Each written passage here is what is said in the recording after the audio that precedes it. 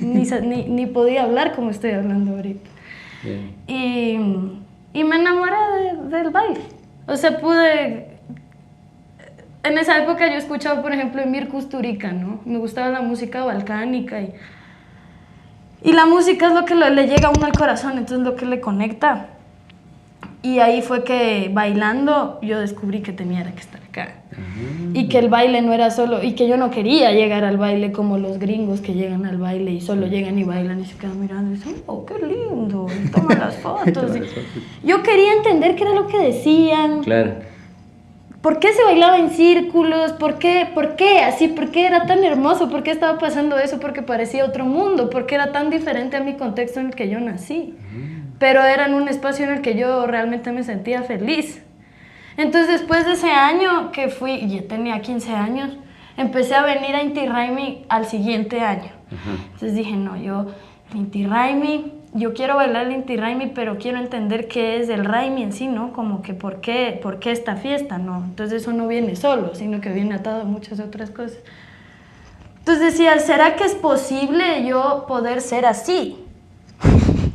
¿Será que es posible yo, naciendo mestiza, poder yo ser así, bailar Inti Raymi todos los años sin sentirme como una simple turista? Entonces yo empezaba a hacerme esas preguntas, pero creía que no era posible. Pasó un Inti Raymi, el segundo Inti Raymi que vine, un amigo me llevó a Cotacachi. Y eso, o sea, siempre Bucha me gustó, en Cotacachi ya me sentí yo.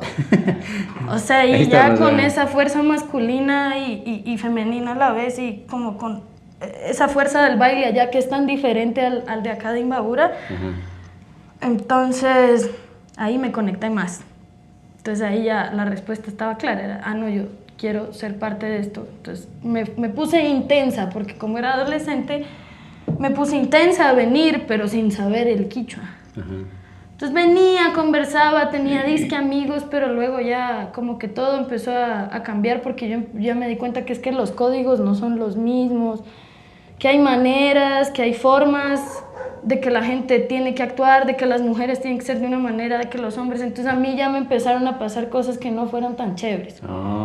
Porque era más niña y bueno, ya pues son cosas que uno le tiene que pasar para fortalecerse. Entonces en ese momento, como a los 17, que iba a cumplir 18, ahí dije, no, yo tengo que aprender quichua para poder entender esto que me une tanto a este espacio. Y que vibra en tantos lugares de mi cuerpo y de mi espíritu, ¿no? Entonces, pero si no es con la lengua va a ser muy difícil.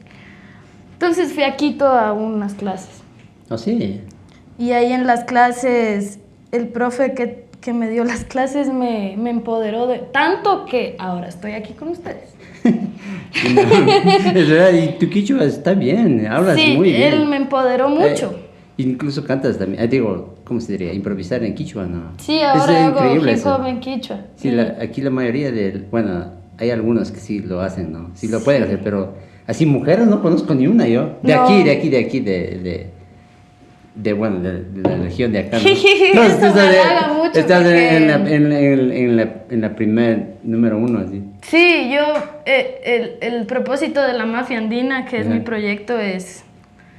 Después de toda esta historia y toda esta más historia que se va a construir y como que toda esta necesidad de transformar y de mantener también muchas otras cosas, es eso, es como que yo siento que la Mafia Andina, así como voz en el rap femenino, que además es en quichua, y que además para los quichuas también es raro porque no es una indígena, porque siempre el concepto de indígena es como que tiene que ser morena y de pelo negro y de ojos oscuros y hablar de una manera y comportarse de una manera.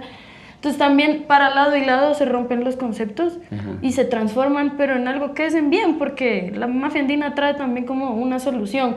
Y también es sobre todo así el deseo de que en 10 o 5 años la siguiente generación de warmis o de las warmis que ya son de esta generación se arriesguen no solo en el rap sino en todo a decir las cosas como las sienten ellas, ¿no? En quichua también, y como que ser ese puente o como esa persona que está macheteando ese camino para que ya luego sean muchas y digan, uy, esa man que loca primerita se ha parado a hacer rap en quichua, así que chuchas, así, ¿no? Entonces ese también es como como que sí, como el objetivo, así que... Yeah.